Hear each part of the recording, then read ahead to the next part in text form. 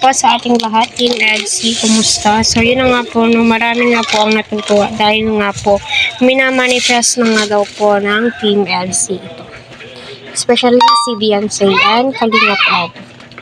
Para sa akin, kahit sino naman po talaga ay ima-manifest ito. Diba?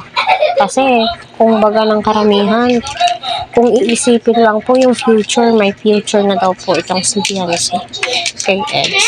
Pero marami din ang nagsasabi na mas lamang ang may pinag-aralan, which is totoo. Diba? At alam naman po natin lahat na nakakaintindi po yan.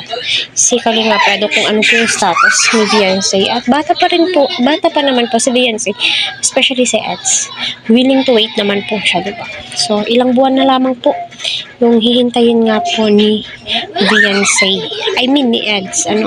Kaya kung hindi pa po kayo subscribe sa aking channel, please do subscribe and hit the notification bells para updated po kayo kung may bagong chikahan. Diba? Ika nga po sa sinabi ni Ed sa kanyang live na alam ni Beyonce yung pabango po niya. Kaya nare-recognize po niya agad. At doon nga po sa photoshoot, kita naman po natin. Diba? Napakaganda po ni Beyonce na tila 100% na ikakasal na nga po sila. Diba? Minamanifest nila. No? Yung iba doon, picture lang, pero masasabi mo po talaga, wow ka. Tila handa na sila sa isa't isa. No? Yung tipong ready na sila. Diba?